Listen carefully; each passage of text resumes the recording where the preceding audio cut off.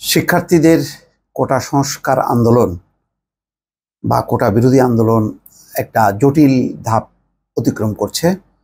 আজকে প্রধানমন্ত্রীর বক্তব্য এবং সংবাদ সম্মেলনের মধ্য দিয়ে সেটা কিন্তু পরিষ্কার হলো।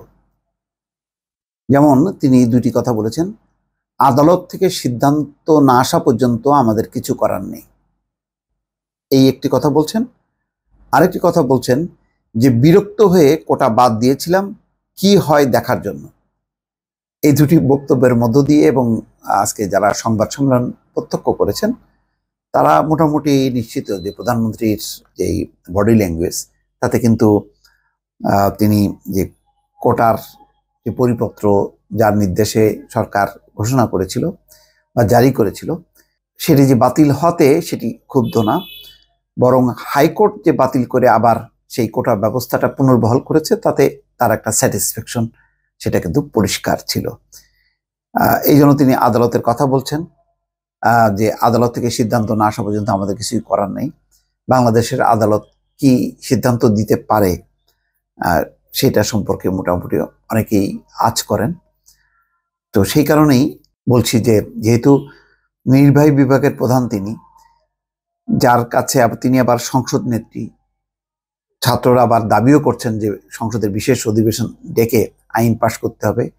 এখন আইন পাশ হোক বা আবার আদালতের নির্দেশে কোনো নির্বাহী আদেশ জারি যাই হোক না কেন, সেটা কতটা কোটা সংস্কার যে যেমনটা ছাত্ররা চায় শিক্ষার্থীরা তেমনটা হবে সেটা কিন্তু বেশ মানে এই মুহূর্তে বলা কষ্টসাধ্য।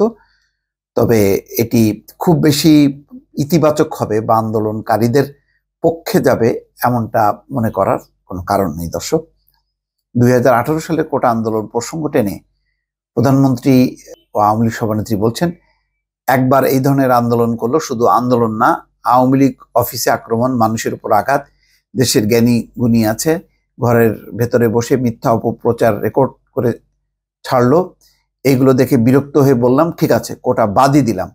সেটার উদ্দেশ্য ছিল কোটা বাদ দিলে কি হয়।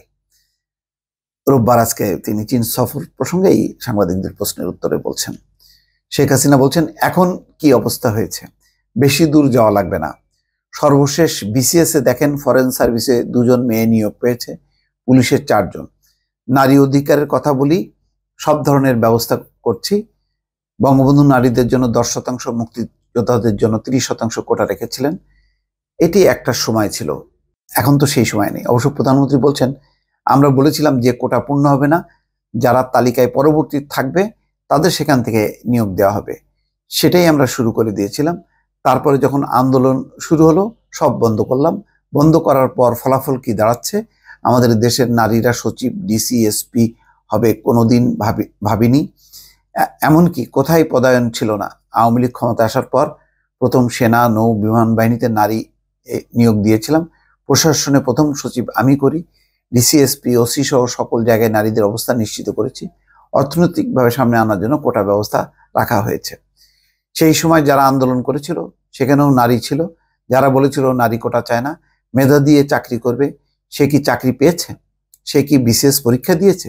বিসিএস এর প্রিলিমিনারিতে পাশ করেছে? এই বড় কথাগুলো না বলতো, কোথাও না কোথাও চাকরি করত। দেশের সব এলাকা সমানভাবে উন্নত না, অনগ্রসর সম্প্রদায় আছে, সেই সব মানুষের কি কোনো অধিকার থাকবে না? যাই হোক, বোঝা যাচ্ছে এইসব কথার মধ্য দিয়ে যেটি দাঁড়াচ্ছে যে সরকারের যে পরিপত্র বাতিল করেছে হাইকোর্ট, এতে প্রধানমন্ত্রী খুব ব্যথিত না, কারণ তিনি বলছেন যে তিনি বিরক্ত হয়ে সময় কোটাটা বাতিল করেছিলেন। তো তখনও এই আলোচনাটা অবশ্য অনেকেই করেন যে প্রধানমন্ত্রী অনেকটা বিরক্ত হয়েই একেবারে পুরো কোটাই বাতিল করেছিলেন। যদিও এই ব্যাপারে একটা কমিটি হয়েছিল মন্ত্রিপরিষদ সচিবের নেতৃত্বে, তাদের সুপারিশ মন্ত্রিসভা অনুমোদন করে, তারপরে পরিপত্র জারি হয়।